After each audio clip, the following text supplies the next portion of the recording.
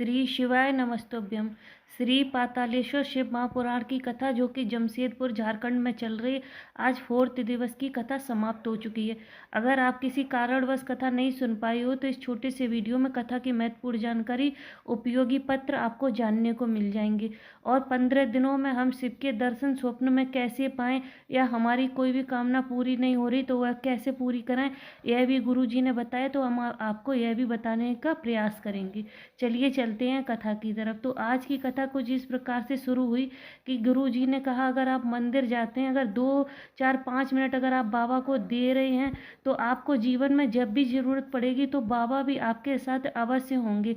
अगर आपने अपने घर परिवार वालों को समय दिया है तो एक बार चाहें तो वो आपका साथ छोड़ सकते हैं, वो शायद आपका साथ ना दें, पर बाबा ऐसा नहीं करेंगे। बाबा आपका साथ अवश्य देंगे। फिर गुरु जी ने कहा कि मोबाइल में जैसे कि हम बहुत सारे फ़ोटो खींचते हैं, पर जो भी अच्छी होती 2, 4, 5 वही हम फेसबुक या इंस्टाग्राम पे डालते हैं, या वही अपने मोबाइल में सेव करके रखते हैं। उसी तरह से जब हम रोज़ शिव के मंदिर जाते हैं तो एक ना एक दिन ऐसा होता है कि जिस दिन हमारा चित्त भगवान से लग जाता है, बाबा से लग जाता है, और हृदय से हम बाबा से जुड़ जाते हैं और उनके दिल में हम और हमारे दिल में वो बस जाते हैं। क्योंकि तभी तो कहते हैं ना कि शिव पर चढ़ाओ जल, सुधरेगा हमारा कल। तभी स्मृति जी पत्र लेकर आई। उन्होंने कहा, गुरुजी मेरी मौसी के कहने से हमने आपकी कथा सुनी, पर हमें विश्वास नहीं था बिल्कुल भी।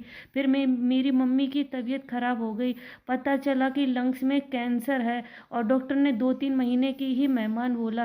फिर हमने अपने भाई को और अपने पापा को मंदिर जाने के लिए बोला और अपने पापा से कहा कि सियोर चले जाओ, वहाँ से रुद्राक्ष ले आओ, और वहाँ से हमने रुद्राक्ष मंगाया और जो वहाँ पर बड़ी सी शिला है उस पर जल चढ़ाकर उसका जल भी मंगा लिया जो हमने अपनी मम्मी को दिया, और रुद्राक्ष का जल देने लगे।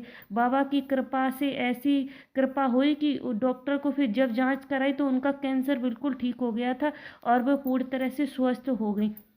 तभी कीर्ति जी पत्र लेकर आई। उन्होंने कहा, बहुत लोगों के ताने सुनते थे, लोग बहुत सारे ताने देते थे और हमेशा हर बार औरतों को ही हर चीज़ के लिए क्यों सहना पड़ता है। मेरी बेटी 8 वर्ष की है, सब कहते थे तुम्हारे कभी लड़का नहीं होता था।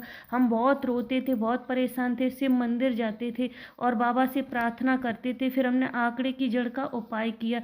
बाबा की कृपा का क्या वर्णन करूं कि मेरे घर में भी पुत्र ने जन्म लिया। बाबा का धन्यवाद करने के लिए आए हैं। तभी गुरु जी ने कहा है कि अगर आप 10 या 5 मिनट की भी अगर कथा सुन लेते हो तो आपके जीवन में कल्याण होना निश्चित, और आपका जीवन का कल्याण अवश्य होता है। तभी तो कहते हैं दद्दू कथा सुन लिया करो, ज़्यादा नहीं तो इस छोटे से वीडियो में 5 मिनट की कथा सुन लिया करो। और गुरुजी ने जो उपाय बताया है वो अब हम आपके साथ शेयर कर रहे हैं। गुरुजी ने कहा है कि 15 दिनों तक आपको ऐसा करना है कि आपको गणेश जी पे जल चढ़ाना है, कार्तिकेय भगवान पे जल चढ़ाना है, माता अशोक सुंदरी पर जल चढ़ाना है, पर आपको शिव पर जल समर्पित नहीं करना है।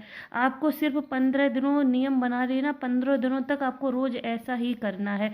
गुरुजी कह रहे थे कि निश्चित है कि शिव आपके स्वप्नों में अवश्य आएंगे और बोलेंगे, काहे हम पे जल काहे नहीं चढ़ाए रहे हो, क्या बात है।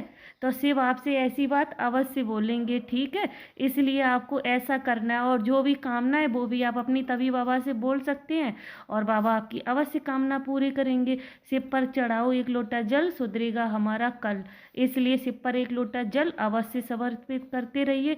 मिलते हैं कल नई कथा के साथ। आज की कथा इसी के साथ विश्राम लेती है। श्री शिवाय नमस्तुभ्यम। हर हर महादेव।